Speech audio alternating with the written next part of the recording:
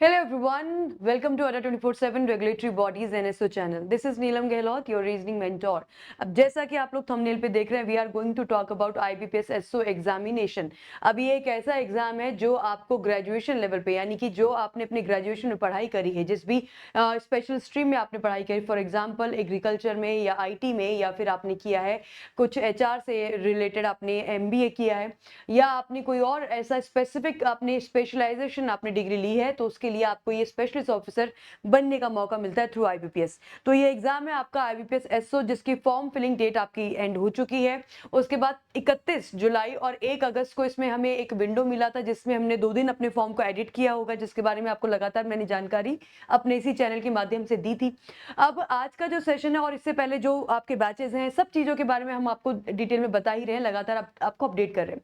आज का जो सेशन है वो हमारे उन एस्पिरेंट्स के लिए डेफिनेटली इंपॉर्टेंट होगा जो कहीं ना कहीं तैयारी अपनी बहुत बढ़िया से कर रहे हैं, और अब उनका ये जो लास्ट का 1 महीना है, तो उस 1 महीने के टाइम में हमें, अब क्योंकि अब मॉक लिखने का टाइम आ चुका है, आपको कम से कम 1 महीना पहले टेस्ट और मॉक लिखना शुरू कर देना चाहिए, सो दैट जहां पे जो गलतियां हैं उनको सुधारने का आपके पास समय रहे. तो चलिए, इसी बारे में आज का सेशन है. आई एम वेरी श्योर ये सेशन आपको बहुत बहुत हेल्प करेगा, और ये छोटा सा सेशन में करने वाली हूँ.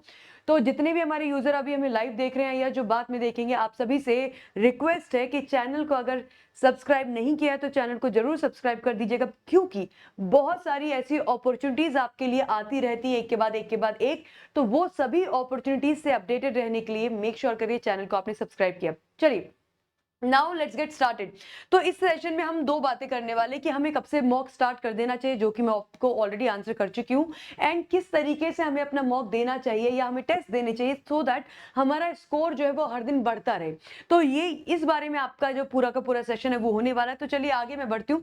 सबसे पहली बात, क्योंकि मॉक देना है, मॉक में आपको इसका मॉक देने वाले, आप किसका टेस्ट देने वाले, अपने सब्जेक्ट्स का. वो सब्जेक्ट्स क्या है, वो एग्जाम पैटर्न क्या है, वो देखना थोड़ा जरूरी है. हालांकि ये बात अब तक आप सभी लोगों को बहुत अच्छे से पता होगी, लेकिन फिर भी एक बार जल्दी से हम आइडिया ले लेते हैं हमारे एग्जाम पैटर्न का. तो ये 6 डिफरेंट पोस्ट के लिए निकाला जाता है आपका IBPS SO एग्जामिनेशन, जिसमें आपकी 4 पोस्ट का एग्जाम पैटर्न सेम रहता है, जिसमें कि आपकी AFO है, IT है, मार्केटिंग है, HR है.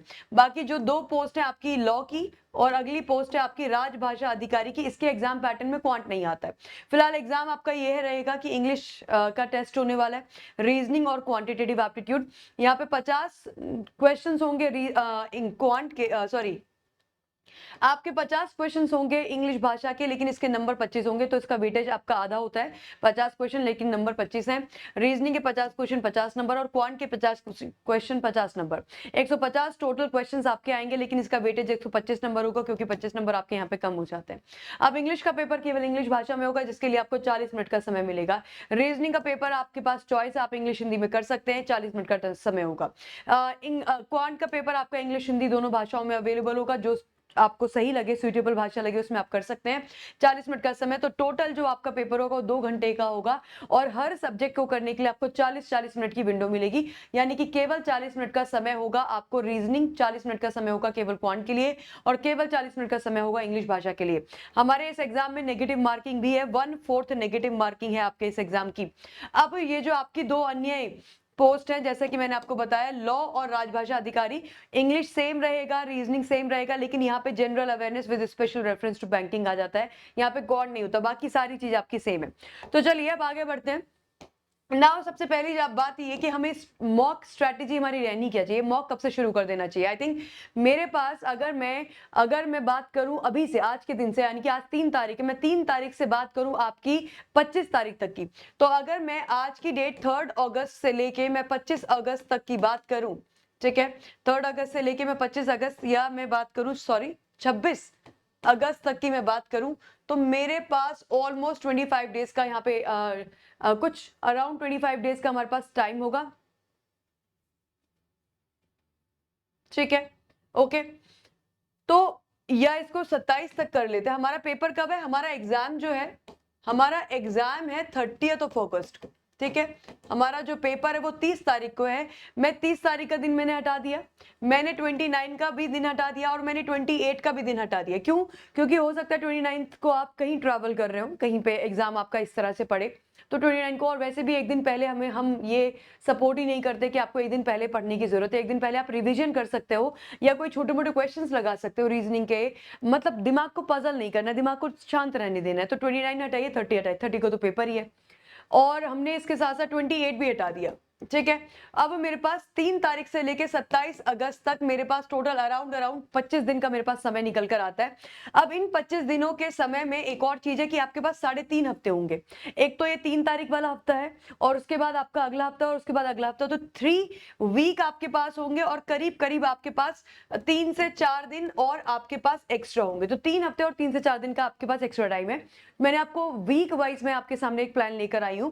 अब मुझे इन तीनों हफ्तों में एक्चुअली करना क्या है, मुझे अपने टॉपिक टेस्ट कवर करने हैं।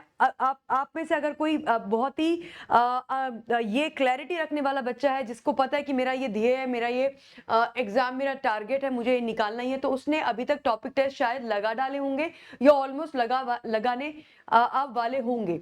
तो मुझे ही लगता है कि आप टॉपिक टेस्ट अभी तक नहीं लगाए होंगे, बट स्टिल मैं बिल्कुल फ्रेश स्ट्रैटेजी लेकर आई हूँ कि जस्ट इन केस अगर आपने अभी तक टॉपिक टेस्ट नहीं लगाए, जिन्होंने लगा लिए वो ऑब्वियसली उसके आगे की बात करेंगे। ठीक है, तो मैं बिल्कुल फ्रेश से बता रही हूँ। अगर आप में से बहुत सारे बच्चे ऐसे जिन्होंने टॉपिक टेस्ट पहले से लगा लिए हैं, तो आप इस वाले पार्ट को स्किप कर दोगे। इसमें जो आपके लिए इंपॉर्टेंट होगा वो आप देख लोगे, बाकी सब्जेक्ट टेस्ट और मॉक टेस्ट की स्ट्रैटेजी आप मेरे साथ देखते चलेंगे।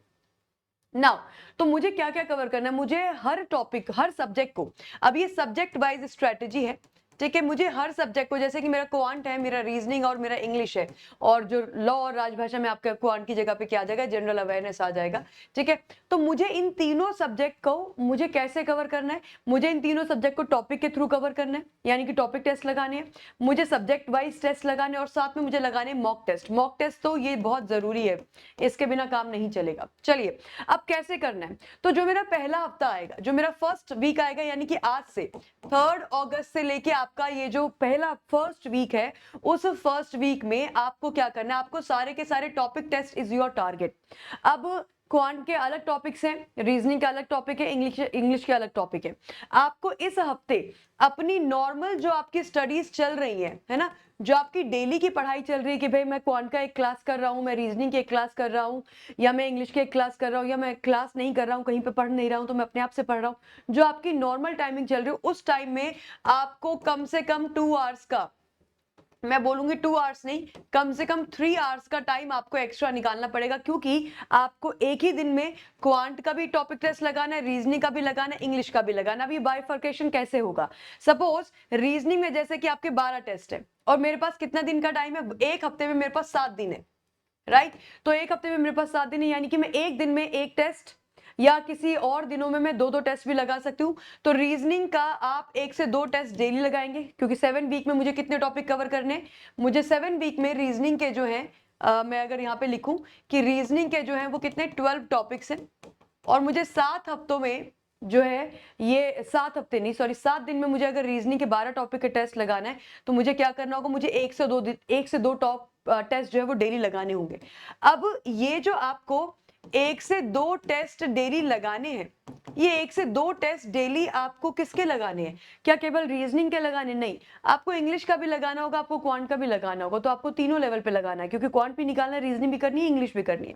तो आपको कम से कम 1 से 2, अब आप ये डिवाइड कर लोगे कि भाई मुझे 7 दिन में क्वांट के मेरे 15 टॉपिक है, तो मुझे कैसे डिवाइड करना है, रीजनिंग के मेरे 12 टॉपिक है, मुझे कैसे डिवाइड करना है, इंग्लिश के मेरे 10 टॉपिक है, मुझे कैसे डिवाइड करना है। तो वो डिवीजन आप अपनी स्ट्रेंथ, अपनी पोटेंशियल, अपने टाइम मैनेजमेंट, अपनी स्पीड के बेसिस पे करेंगे। लेकिन हाँ, अब ये प्रोसेस छूटनी नहीं चाहिए। आपकी जो नॉर्मल अदरवाइज स्टडीज हो रही है वो तो आप करिए, लेकिन अब आपको लास्ट के 25 दिनों में अपनी शायद थोड़ी सी नींद कम करनी पड़े, शायद आपको अपने खाने पीने के टाइम में से थोड़ा टाइम निकालना पड़े, शायद आपको थोड़ा जल्दी उठना पड़े, शायद हो सकता है आपको जो काम, अगर आप वर्किंग है तो उसमें थोड़ा सा आपको चीजें साइड करनी पड़े। लेकिन अगर आप ये एग्जाम निकालना चाहते हो तो ये स्ट्रेटेजी आपको फॉलो करना 100% जरूरी है, मैंडेटरी हो गया है। ये करना है। अब होगा क्या, अब इसके आगे की बात आती है कि चलो ये आपने बाइफरकेशन कर लिया कि भाई अगर मेरे जितने टॉपिक हैं और 7 दिन में मुझे इतने टॉपिक के इतने टेस्ट लगाने, तो क्वांट के मुझे डेली कितने टेस्ट लगाने चाहिए, एक दो एक दो एक दो, एक एक टेस्ट तो तीनों का लगाना ही है। लेकिन किसी के अगर नंबर ऑफ टॉपिक्स ज्यादा है, आपको लग रहा है 7 दिन में पूरा नहीं हो पाएगा, तो आपको उसके नंबर ऑफ टेस्ट बढ़ाने पड़ेंगे, टॉपिक टेस्ट, क्योंकि टॉपिक टेस्ट कवर कर लेने। अब इस कवर करने के बाद मुझे साथ में क्या करना है, टॉपिक टेस्ट मैंने लगा लिए। अब टॉपिक टेस्ट अगर मैंने लगा लिए तो इसका एनालिसिस, ऐसा थोड़ा ना कि खाली टेस्ट दे दिया और काम बन गया, नहीं। कोई भी टेस्ट तब तक आपका फ्रूटफुल नहीं है जब तक आपने उसको एनालाइज नहीं किया, एनालिसिस करना है। अच्छा, एनालिसिस क्या होगा, एनालिसिस में पहली बात तो आपको ये देखना है कि आपकी कॉन्सेप्चुअल क्लैरिटी है या नहीं है। सपोज फॉर एग्जाम्पल आपने टेस्ट लगाया, किसका आपने टेस्ट लगाया, ब्लड रिलेशन का। रीजनिंग के अंदर एक टॉपिक है ब्लड रिलेशन, आपने उसका टेस्ट लगाया, ऑब्वियसली आपने पहले पढ़ रखा है।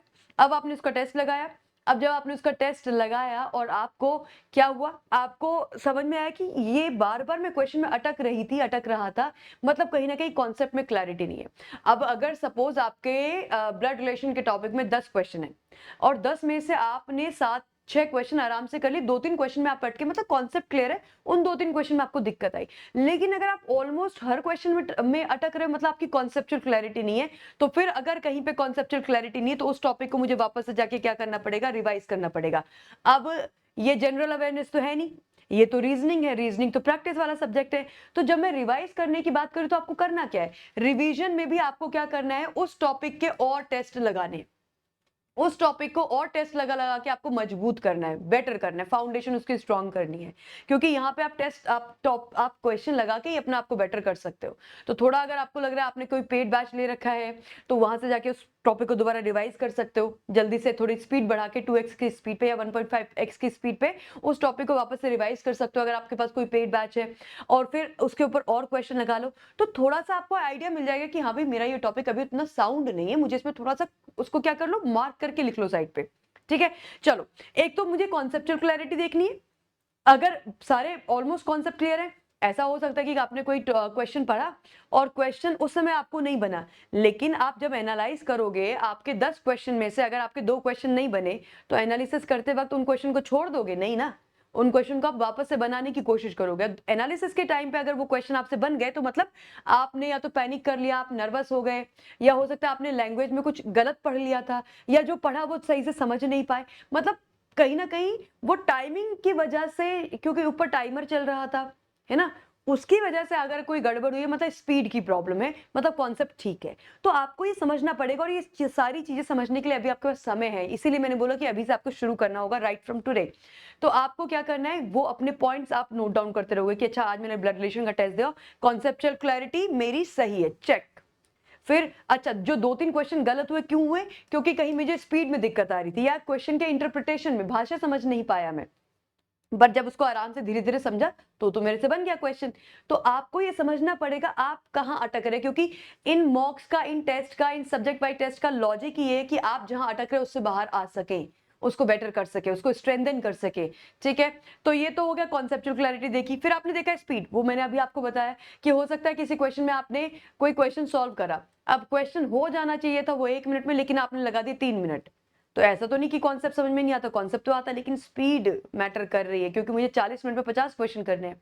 अब स्पीड मैटर कर रही है, यानी कि क्या, यानी कि आपको अब उस क्वेश्चन, उस वाले टॉपिक के उस तरह के क्वेश्चंस को थोड़ा और लगा लेना है, ताकि आपका दिमाग बिल्कुल ऐसे ना मक्खन के जैसे स्मूथ हो जाए उस क्वेश्चन, उस टाइप के क्वेश्चन के साथ, कि जैसे आपने वो क्वेश्चन देखा आपको पता हो कि करना क्या है। मतलब आपका ब्रेन इस टाइम में इस चीज में वक्त ना ले कि उस क्वेश्चन को समझने में भी सारा टाइम लिए जा रहा है कि इसमें क्या होता है, कैसे होता है। क्वेश्चन देखा, ब्रेन ने समझा और सॉल्व करना शुरू कर दिया, ये अंडरस्टैंडिंग बननी चाहिए क्वेश्चन के साथ। तो स्पीड पे अगर लगता है कि स्पीड पे काम करना है, तो स्पीड पे काम करने के लिए, स्पीड पे काम करने के लिए भी, क्योंकि ये प्रैक्टिस वाला सब्जेक्ट है रीजनिंग, तो आपको क्या करना है, क्वेश्चन ही लगा के करना है। आपका रीजनिंग भी प्रैक्टिस है, आपका इंग्लिश भी प्रैक्टिस है, और आपका क्वांट भी प्रैक्टिस है। तो प्रैक्टिस, अगर जब कोई भी चीज गड़बड़ हुई तो आपको प्रैक्टिस करके, यानी कि और क्वेश्चन लगा के ही आप उसमें सुधार कर सकते हैं। हाँ, इंग्लिश में कॉन्सेप्ट्स हैं, क्वांट में कॉन्सेप्ट्स हैं, तो उनके आप जो आपके पेड सेशन उनमें जाके आप उनका कॉन्सेप्ट रिवाइज करिए, उससे और बेटर आपकी अंडरस्टैंडिंग बन जाएगी, फाउंडेशन आपकी और स्ट्रांग हो जाएगी। ठीक है, अब सिली मिस्टेक, कोई सिली मिस्टेक तो नहीं हो रही है कि भाई क्वेश्चन में लिखा था कि A and B are sitting together, जैसे मुझसे कई बार ये गलती हो जाती है कि लिखा है A and B are sitting together और मैंने पढ़ लिया A and B are not sitting together, या लिखा है कि A and B are not sitting together और मैंने नॉट नहीं पढ़ा और मैंने पढ़ लिया कि A are B are sitting together. अब ये नॉट के पढ़ने ना पढ़ने से पूरा गेम बिगड़ जाएगा, आपको पता है ये बात। तो सिली मिस्टेक में मतलब कि कहीं आप पढ़ने में गलती तो नहीं कर रहे हैं और कहीं आप ऐसा तो नहीं है कि कोई कैलकुलेशन है, परसेंटेज का क्वेश्चन सॉल्व कर रहे थे, कैलकुलेशन होनी कुछ और थी, आपने कर कुछ और दी। तो सिली मिस्टेक मतलब कहीं आपके वो 1-2 नंबर इन सिली मिस्टेक्स की वजह से तो नहीं कट रहे। अब देखो इसमें अच्छी बात क्या है, ये लगेगा कि मैम बड़ा टफ है, नहीं। अभी मैं आपको ये बात से मैं आपसे कहना चाहती हूँ कि ये टफ नहीं है, बट अगर आप ये नहीं करोगे तो बहुत चीजें टफ हो जाएंगी। क्यों? क्योंकि यहाँ पे आपको सुधार के बड़े मौके मिलेंगे। आपको पहले हफ्ते में मौके मिलेंगे, दूसरे हफ्ते में मौके मिलेंगे, तीसरे हफ्ते में मौके मिलेंगे, आपको सुधार के बड़े सारे मौके मिलेंगे। आपके पढ़ने का तरीका बदल जाएगा क्योंकि अब आप क्वेश्चन लगा रहे हो, आपको पता है कि भाई क्वेश्चन तो ऐसा पूछा जाएगा, मैं पढ़ तो कुछ और रहा हूँ या किसी और लेवल में पढ़ रहा हूँ। तो आपकी ये मत सोचना, कोई भी बच्चा अगर मुझे भी यहाँ पे सुन रहा है और सोच रहा है कि मैम मैं पहले अपने टॉपिक तो पूरे कर लूं, नहीं। जितना हुआ है ठीक है, जितना नहीं हुआ है ठीक है, लेकिन अब ये प्रोसेस आपकी साइड नहीं होनी चाहिए। ये करना है, मतलब इसके साथ अब आपको जो करना है वो उसके लिए अलग से समय निकालिए, बट ये तो करना ही करना है, ये नहीं छूटना चाहिए। हाँ, ये वाली बात है कि अगर सपोज मैंने अपना सीटिंग अरेंजमेंट कर लिया, पजल्स कर लिया, मैंने ब्लड रिलेशन कर लिया, मैंने कोडिंग कर लिया, तो पहले मैं उनके टेस्ट लगाऊंगी। जो अभी नहीं किया उनके मैं टेस्ट बाद में रखूंगी, लेकिन 7 दिन के अंदर अंदर ये कवर करना है, ये बात हमें डन एंड डस्टेड करनी है, इसमें कोई दो राय नहीं। चलिए और आगे बढ़ते हैं। अब मेरे पास आ गया दूसरा हफ्ता। थर्ड वीक कैसे आ गया? सेकेंड वीक किधर गया भाई? रुको,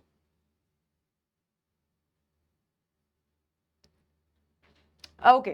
तो ये आ गया मेरा, इसमें एक स्लाइड समहाउ मिस हो गई मेरे से, कोई बात नहीं। तो इसी में मैं बता देती हूं। देखो, आपने जिस तरीके से टॉपिक टेस्ट लगाए, अब यही सेम प्रोसेस आपको क्या करनी है? सब्जेक्ट वाइज टेस्ट के लिए करनी है। जो प्रोसेस मैंने अभी आपको बताई वही प्रोसेस अब आपको सब्जेक्ट वाइज टेस्ट पे लगानी। सब्जेक्ट मेरा क्वांट है, सब्जेक्ट मेरा रीजनिंग है, सब्जेक्ट मेरा इंग्लिश है। इस पे कम से कम कितना नंबर ऑफ क्वेश्चन कितना होना चाहिए? मिनिमम 25 क्वेश्चन का टेस्ट आपको लगाना है, मिनिमम 25 क्वेश्चन का टेस्ट लगाना है, ठीक है। अब यहाँ पे भी एनालिसिस वही चलेगा कि आपको चेक करना है कि मेरी कॉन्सेप्चुअल क्लैरिटी बन रही है या नहीं बन रही है, अब या मेरी स्पीड में कोई दिक्कत आ रही है, या कहीं पे मैं सिली मिस्टेक कर रहा हूँ, यही चीज करनी है। तो ये सेम चीज आपको किस में करनी है? यही सेम चीज आपको सब्जेक्ट वाइज टेस्ट में लगानी है। अच्छा, टॉपिक टेस्ट कितने लगाने? टॉपिक टेस्ट तो भाई जितने टॉपिक है, जैसे क्वांट में अगर 15 टॉपिक है तो 15 टेस्ट लगाने, रीजनिंग में 12 टॉपिक है 12 टेस्ट लगाने, इंग्लिश के 7-8 टॉपिक है 7-8 टॉपिक के टेस्ट लगाने। सब्जेक्ट वाइज टेस्ट आपको टोटल कितने लगाने? तो I think subject wise test आपको मिनिमम, कम से कम आप ये टारगेट लेके चलिए कि मैं 10 टेस्ट लगा लूं हर सब्जेक्ट के। 10 टेस्ट मैं क्वांट के लगा लूं, 10 टेस्ट मैं रीजनिंग के लगा लूं और 10 टेस्ट मैं इंग्लिश के लगा लूं। अब ये आपको कब करना है? ये आपको सेकेंड वीक में करना है, ये आपको सेकेंड वीक में करना है। 10-10 टेस्ट लगाने हैं। बट क्या ये पॉसिबल हो पाएगा? अगर आपको लगता है मैम इतना पॉसिबल नहीं हो पाएगा, तो हाँ आप ऐसा कर सकते हो कि इसको 8, इसको भी 8 और इसको भी 8 कर सकते हो। लेकिन ट्रस्ट मी, अगर अब तक आपका 70% सिलेबस हो गया तो मुझे नहीं लगता इसमें कोई दिक्कत आनी चाहिए। और एनालिसिस मैंने आपको बता दिया है, एनालिसिस में आपको 3 पॉइंट देखने होते हैं, कॉन्सेप्ट क्लियर है कि नहीं, स्पीड ठीक है या नहीं, या सिली मिस्टेक तो नहीं हो रही, क्योंकि वो चीजें एनालाइज करना जरूरी है, ठीक है। अब मेरा तीसरा हफ्ता जब आएगा, तीसरा हफ्ता यानी कि एग्जाम से 1.5 हफ्ते पहले की हम बात कर रहे हैं। अब जब मेरा तीसरा हफ्ता आएगा तो मुझे मॉक टेस्ट लगाने हैं, और मॉक टेस्ट आपको केवल 10 लगाने, ओनली 10 मॉक टेस्ट आपको लगाने हैं। इनको हम बोलते हैं full length test, FLT, full length test. ये तीसरे हफ्ते की बात हो रही है। इस तीसरे हफ्ते के बाद आपके पास कम से कम 4 से 5 दिन का टाइम अभी बचेगा, ठीक है। तो फुल लेंथ टेस्ट लगाने हैं, और इस वाले मॉक के आपको एनालिसिस, सपोज क्योंकि मेरा 40 और 40 और 40 120 मिनट का मेरा पेपर होने वाला है ना, तो मेरा पेपर जो है वो 2 घंटे का होगा। तो इसमें कम से कम आपको 1.5 आवर, 1.5 घंटे का समय लगेगा आपको कम से कम इसमें क्या करने का? एनालिसिस करने का। क्योंकि मेरे 3 सब्जेक्ट होंगे, क्वांट होगा, मेरा रीजनिंग होगा, मेरा इंग्लिश होगा, लॉ और राजभाषा वाले के लिए जनरल अवेयरनेस होगा। तो आपको हर सब्जेक्ट के एनालिसिस करनी है, पूरा का पूरा मॉक एनालाइज करना है, और पूरे के पूरे मॉक में क्वेश्चंस कितने होंगे? 150 क्वेश्चंस होंगे। तो यहाँ पे आपको केवल 10 मॉक लगाने हैं, और यहाँ पे भी आपको वही देखना है कि कॉन्सेप्ट, स्पीड और सिली मिस्टेक तो नहीं हो रही है। अब देखो मजे वाली बात क्या है, अगर आप इतना कर लोगे, अगर आप इतना कर लोगे तो आपके लिए कितना बड़ा फायदा है कि आपके जो टॉपिक्स हैं, जो सब्जेक्ट वाइज आपके टॉपिक्स है, वो 3 तरीके से रिवाइज हो रहे हैं। पहले आपका रिवाइज हो रहा है टॉपिक टेस्ट में, फिर आपका रिवाइज हो रहा है वो पहले हफ्ते में जो फर्स्ट वीक में आपने टॉपिक टेस्ट लगाए, दूसरे हफ्ते में जो आपने सब्जेक्ट वाइज टेस्ट लगाए सेकेंड हफ्ते में, और तीसरे हफ्ते में जो आपने मॉक टेस्ट लगाए हैं। इन 3 लेयर पे, है ना, इन 3 लेयर पे आपका रिवीजन हो रहा है। आप एनालाइज कर रहे हो, आप देख रहे हो मेरी गलतियां कहां हो रही हैं। कितनी बार आप सेम गलती करोगे तो आपके दिमाग में वो चीज बैठ जाएगी कि ये गलती मुझसे बार बार हो रही है, ये गलती नहीं करनी है। तो आप, वही मैंने आपको स्टार्टिंग में बोला, आपको सुधरने के बड़े मौके मिलेंगे, और ये मौके हमें चाहिए एज अ स्टूडेंट। क्यों? क्योंकि अगर मैं ये मौके ना लेकर मैं सीधे, आप आज एक काम करो, अगर आप मेरी बात नहीं मानते हो, अगर आपको लगता है कि थोड़ा बहुत भी इसमें डाउट है, आप आज ही एक मॉक लगा के देखिए। मॉक लगा के देखिए, सब्जेक्ट वाइज आप 25 क्वेश्चन का एक टेस्ट लगा के देखिए किसी भी सब्जेक्ट का, आपको पता चल जाएगा कि मेरी बातें जो मैं कह रही हूँ वो कितनी सच्चाई है उस बात में। आपको पता चलेगा कि यार मेरे से तो बहुत गलतियां हो रही है, मैं तो यहाँ पे ये ऐसा समझ रहा था इस टॉपिक को। अपने फेवरेट टॉपिक का लगा के देख लीजिए, स्टिल यू विल सी कि यहाँ पे सुधार की बड़ी गुंजाइश है, और वो गुंजाइश आप एग्जाम में नहीं ले सकते, वो गुंजाइश आप भी ले सकते हो घर में बैठे हुए, जब आपके पास टाइम है। एग्जाम से 3.5 हफ्ते पहले की हम बात कर रहे हैं, एग्जाम के बाद रिग्रेट करने से अच्छा है कि अभी कड़ी मेहनत कर लो। कितना ही टाइम, 25-30 दिन, 30 दिन भी नहीं, 25 दिन, बस 25 दिन थोड़ा सा अवॉइड कर दो, बाकी सब इंस्टाग्राम, फेसबुक सब बंद कर दो, बाहर दोस्तों से मिलना सब बंद कर दो, एक कमरे में बंद हो जाओ, एक कमरे में पैक हो जाओ, खाना पीना खाओ, अपना डेली रूटीन करो एंड जस्ट फोकस। ठीक है, कर सकते हैं, आराम से कर सकते हैं, अगर हम चाहें तो हम कुछ भी कर सकते हैं, राइट। चलो अच्छा, एक बार मैं आपको वापस से ये दिखा दूं, हमारा जो एग्जाम है, हमारा ये जो पेपर है, इसमें, अच्छा ये मैंने ऑलरेडी आपको दिखाया है, फिर भी मैं एक बार दिखा देती हूँ किसी ने नहीं देखा है। तो जो मेरा पिछले साल का पेपर था 2024 का, 125 नंबर में से कितनी कट ऑफ गई थी? आईटी की गई थी 36 नंबर, अनरिजर्व की, एग्रीकल्चर की 51 गई थी, राजभाषा की 16.25 थी, लॉ ऑफिसर की 33.13, एचआर की 43.25 थी, और मार्केटिंग वालों की 17.25 थी। मैं एक बात बताऊं, आपको ऐसा लगता होगा कि मैम ये तो बड़ा आसान सा लग रहा है, इतनी कम कट ऑफ। मैं एक बात बताना चाहती हूँ कि ये जो जिस फील्ड से आप लोग आते हैं, जैसे जो एग्रीकल्चर फील्ड वाले बच्चे हैं, उनके लिए रीजनिंग क्वांट बड़े टफ हो जाते हैं, कट ऑफ इसलिए तो कम जाती है। तो ऐसा नहीं कि ये बहुत आसान है निकालना, इतना भी लाने में इंसान को दिमाग खराब होता है। तो लेकिन मैंने पिछली बार भी ये बात बोली है, और मैं इस बार भी ये बात बोलूंगी कि कट ऑफ किसी एक पैरामीटर पर डिपेंडेंट नहीं होती है। आपका टारगेट होना चाहिए कम से कम, हर, जैसे आईटी की 36 नंबर गई है, तो इसमें 10 से 15 नंबर आप जोड़ के रखेंगे, ये आपका टारगेट है। स्टैंडर्ड लेके चलेंगे आप, 10 से 15 नंबर एक्स्ट्रा जोड़ कर रखेंगे, ठीक है। ये फिलहाल केवल आपके एक रियलाइजेशन के लिए है कि पिछले साल की इतनी गई थी। पिछले साल के भरोसे नहीं बैठ सकते, ये नहीं सोच सकते कि अच्छा मार्केटिंग तो 17 गई थी तो 17 ही जाएगी, नो, नॉट लाइक। पिछली बार मार्केटिंग ऑफिसर की वैकेंसी बहुत ज्यादा थी, वैकेंसी ज्यादा होती है तो कट ऑफ नीचे चली जाती है, ठीक है। थोड़ा इस बात का आप ख्याल रखेंगे। चलिए अब आगे बढ़ते हैं। अब मैं आपको बताने वाली फ्री सोर्सेज, फ्री सोर्सेज और पेड सोर्सेज भी। रीजनिंग को अगर आपको तैयारी करनी है और आप चाहते हो कि मैम हम आपके साथ कनेक्टेड रहें, तो मैं आपको बता देती हूँ, ये मेरी फ्री क्लास है। ये क्लास आपके YouTube पे होती है, मंडे टू थर्सडे होती है YouTube पे at 7, इसी चैनल के पे 7 बजे मंडे टू थर्सडे आपको ये क्लास मिलेगी। इसमें मैं आपको आईएसओ की तैयारी करा रही हूँ रीजनिंग की। इस क्लास को आप डेली ज्वाइन करिए रीजनिंग की प्रैक्टिस के लिए। और मंडे टू फ्राइडे ये, अब ये क्लास क्या है, ये एक्चुअली हमने एक नई प्रैक्टिस क्लास शुरू करी है, ये शाम को 5 बजे होती है, और ये पेड क्लास है।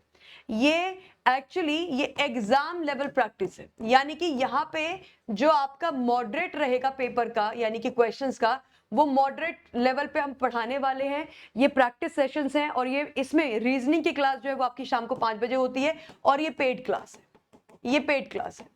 इसमें ये होगा कि आपका जो बीच में डाउट आएगा वो भी हम केटर करते हुए चलेंगे। तो ये पेड क्लास है, एग्जाम लेवल की तैयारी यहाँ पे प्रैक्टिस क्लास में होने वाली है। शाम को 5 बजे मंडे टू फ्राइडे क्लास होगी, और फ्री क्लास ये, इसका स्क्रीनशॉट ले लीजिए। मैं आगे बढ़ती हूँ। इसी तरीके से क्वांट की मैं बात करूँ तो मंडे टू थर्सडे ये जो 6 बजे क्लास है ये आपकी फ्री क्लास है, और इसी तरीके से जो प्रैक्टिस क्लास मैंने आपको रीजनिंग की बताई थी उसकी ये पेड क्लास है। नाउ इसी तरीके से इंग्लिश की बात करें तो इंग्लिश की फ्री क्लास चलती है आपकी शाम को 5 बजे अपने इसी चैनल पे, और इंग्लिश की जो पेड क्लास है वो आपकी चलेगी 8 बजे, सुबह 8 बजे अपने आपकी ये पेड क्लास है, राइट।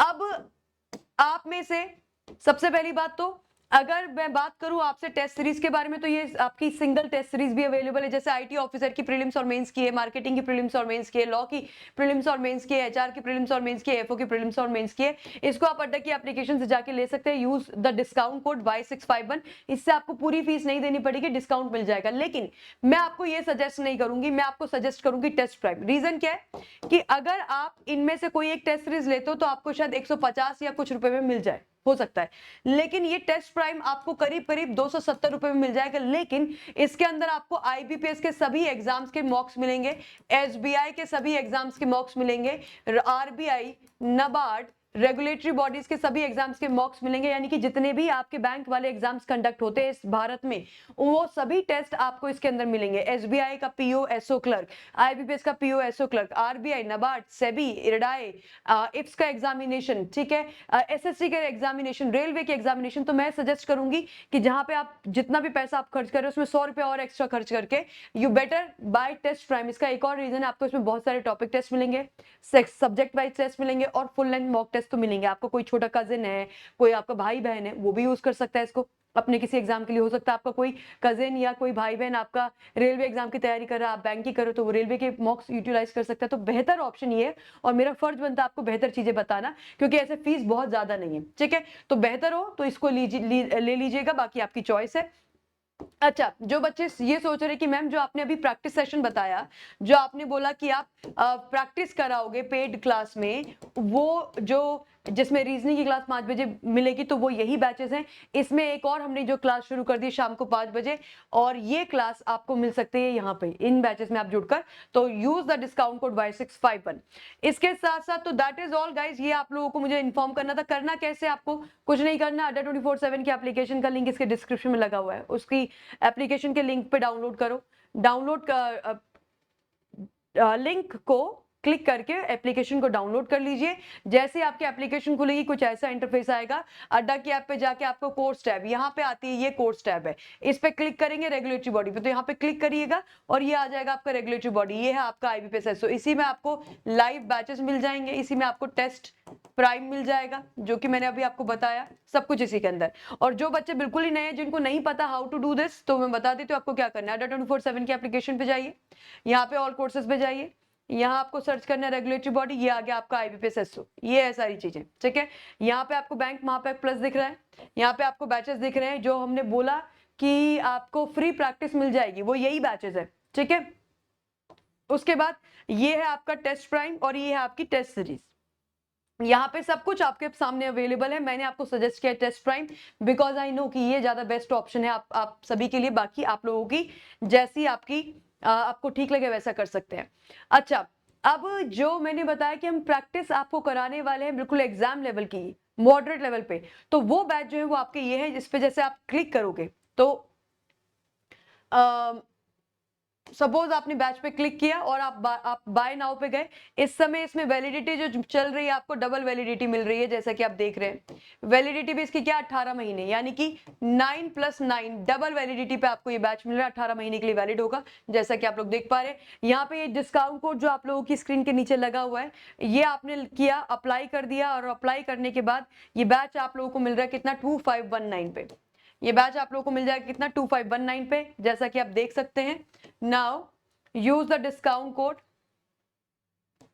Y651, तो ये बैच है। और रही बात, आपको किसी को टेस्ट सीरीज का नहीं पता है, तो टेस्ट सीरीज के लिए भी सिंपल, आप टेस्ट प्राइम में गए, बाय नाउ किया, बाय नाउ करने के बाद ये आ गया आपका टेस्ट प्राइम। तो this is the test prime, जो कि आपको दिखाई दे रहा है। 1 साल की वैलिडिटी है, 12 महीने की वैलिडिटी है। यहाँ पे आपने अपना डिस्काउंट कोड लगाया Y651 और आपने कर दिया अप्लाई। तो डिस्काउंट कोड लगा के अप्लाई करोगे तो ये आपको मिल जाएगा 279 का। और इसके साथ साथ ये लास्ट, क्योंकि बैंक महापैक प्लस पे अभी आपका ऑफर चल रहा है, बताना मेरा फर्ज है, जैसा आपको ठीक लगे। इस समय बैंक महापैक प्लस आपको 18 मंथ के लिए मिल रहा है। और इसकी जो फीस है वो बहुत कम 4723। तो ये आपने लगाया डिस्काउंट कोड Y651 4723, ये मिनिमम प्राइस है। बैंक महावीर प्लस के अंदर आपको सभी बैचेस मिलते हैं, सभी ऑलमोस्ट लाइक 99% जो बैचेस हम आते हैं अड्डा के प्लेटफॉर्म पे वो सारे बैचेस इसमें आते हैं। हर बैंक एग्जाम की तैयारी आपको इसके अंदर मिल जाएगी, लाइव अलग अलग बैचेस आपको मिल जाएंगे, टेस्ट प्राइम भी मिल जाएगा, टेस्ट सीरीज भी मिल जाएगी, ई बुक भी मिल जाएगी। आप खुद चेकआउट कर सकते हैं, सारी चीजें यहाँ पे नीचे लिखी हुई होती है, एवरी डिटेल।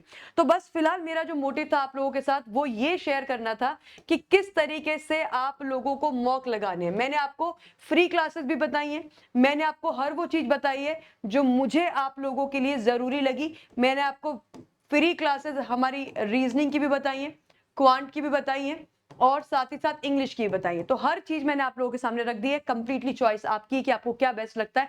लेकिन लेकिन लेकिन जो मॉक स्ट्रेटेजी मैंने बताई है उसको जरूर फॉलो कीजिएगा। आई एम वेरी श्योर कि इससे आपको बहुत बहुत फायदा मिलने वाला है।